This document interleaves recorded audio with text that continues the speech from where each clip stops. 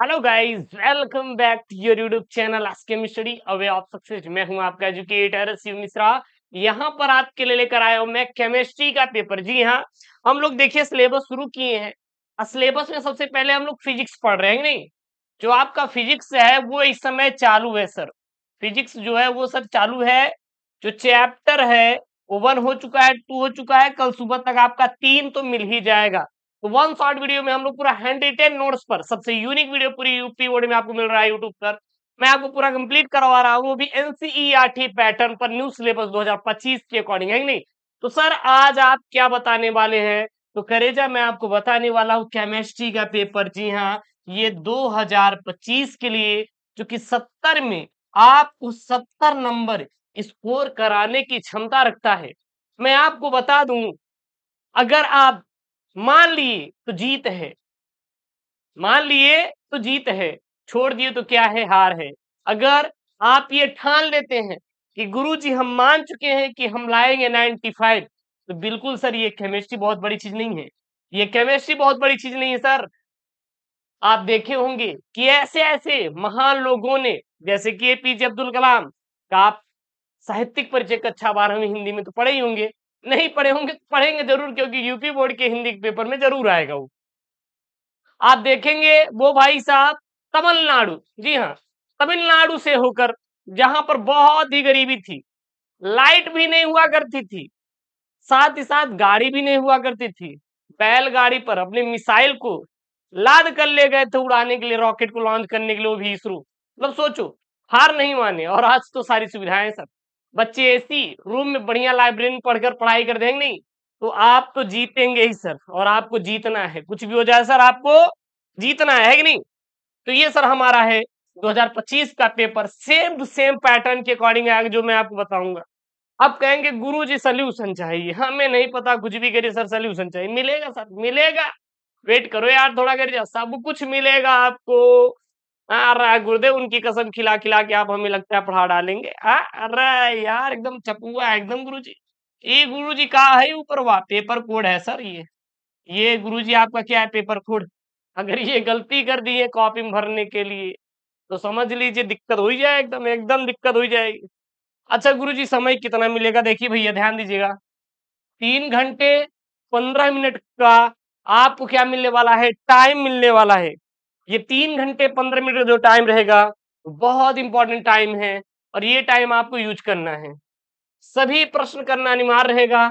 प्रत्येक अंक प्रश्न के निर्धारित अंक उसके सम्मुख दिए गए हैं। गणात्मक प्रश्नों में गणना के समस्त पद दीजिए। मतलब गुरुजी जो सवाल है वो आएगा, जैसे प्रथम कोट की अभिक्रिया से डेरिवेशन आ गया। हाँ, सेल कोई पूछ लिया, चलिए ये दिया है, बताइए इसका विद्युत वाहक बल क्या होगा, ईएमएफ काउंट करने के लिए, तो ये सब आ जाए तो वहां पर करना है। प्रश्नों के प्रासंगिक उत्तर दीजिए। हम तो गुरुजी उनकी याद में पढ़ाई ही नहीं किए थे, रो रो कर मेरा बुरा हाल हो गया था, पहुंच के एग्जाम देने के लिए सेंटर पे लिख डाले पूरी स्टोरी। ये प्रश्नों का प्रासंगिक उत्तर नहीं है, बल्कि ये मनोरंजक उत्तर है एकदम, है नहीं। मनोरंजन उत्तर है भैया। एग्जामिनर चाचा एकदम हंसेगा आपके ऊपर, फेल कर देगा। मतलब आपको अपनी स्टोरी नहीं लिखनी है भैया, भाई पढ़ाई करनी है। जहां आवश्यक हो केमिकल इक्वेशन दीजिए, रासायनिक समीकरण सर देना है आपको। क्या देना है? रासायनिक समीकरण देना है। हम आप क्या करते हैं कि इक्वेशन को छोड़ देते हैं।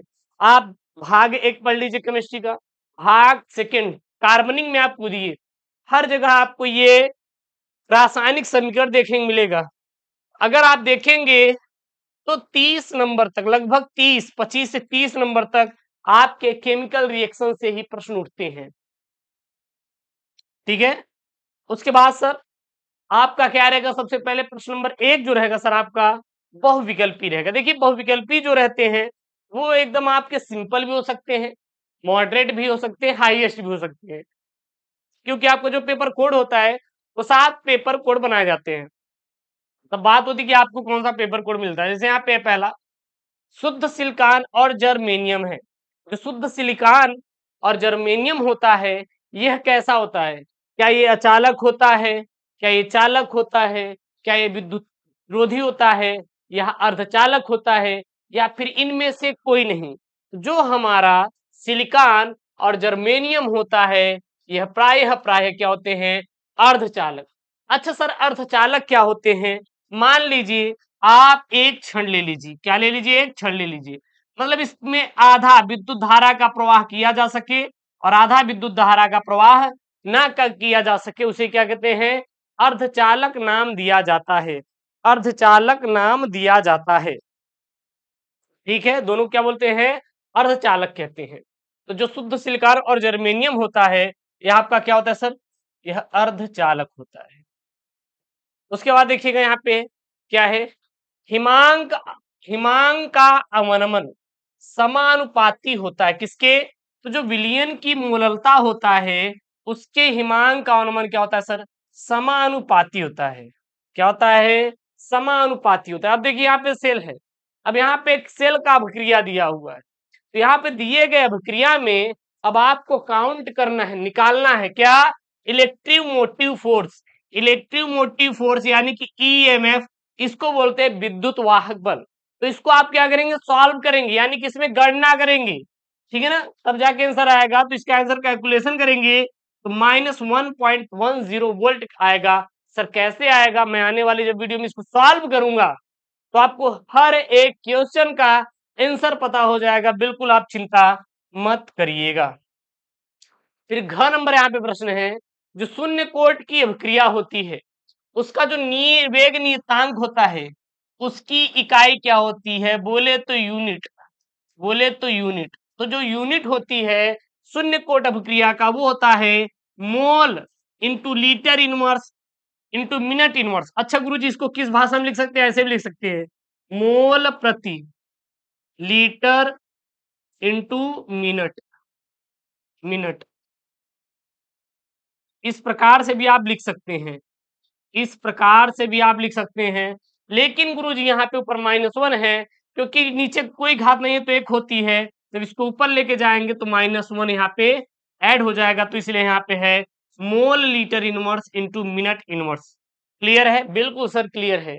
PCl3 फास्फोरस ट्राइक्लोराइड जल से अभिक्रिया करके बनाता है, क्या बनाता है, H3PO4 बनाता है। क्या बनाता है, H3PO4 बनाता है।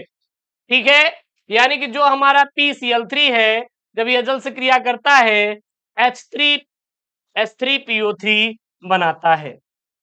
उसके बाद यहाँ पे अगला प्रश्न है, क्या है सर, निम्नलिखित में से कौन सी अभिक्रिया एंजाइम पेप्सिन द्वारा जल अपघटित होती है, तो वसा से वसाम्ल, वसा से वसाम्ल एक ऐसी अभिक्रिया होती है जो कि एंजाइम पेप्सिन द्वारा जल अपघटित होती है। नोट कर लीजिए, इंपॉर्टेंट है, और ये जो भी मैं आपको पेपर दे रहा हूं सारे पेपर को आपको सॉल्व करना है। अब देखिएगा, आप देखेंगे तो आपका जो केमिस्ट्री का सर चैप्टर 1, 2, 3 रहेगा, यहां से आपके सवाल आते हैं। सर न्यूमेरिकल कितने नंबर के आ सकते हैं, 10 से 15 नंबर तक आपको न्यूमेरिकल देखने के लिए मिल सकते हैं। जी हाँ, जो सवाले रहेंगे आपके चैप्टर 1, 2, 3 से लेकर कितना 10 से 15 नंबर तक आपको न्यूमेरिकल देखने को मिलेंगे। और यहाँ पे देखिए आपका जो चैप्टर 1 है, यहाँ पे आपको ये दिया है कि 25.6 ग्राम सल्फर को 1000 ग्राम नेफ्थलीन में घोला गया, जिसका एमपी कितना है यहाँ पे भैया, 80.1 डिग्री सेल्सियस है। हिमांक में अवनमन कितना है यहाँ पे 0.680 डिग्री सेल्सियस प्रेक्षित किया गया, यानी मापा गया। सल्फर के अणुभार की गणना कीजिए, और नेफ्थलीन का जो केएफ इन्होंने दे रखा है भैया वो कितना दे रखा है यहाँ पे 6.8 किलो प्रति मीटर इन्होंने यहाँ पे दे रखा है,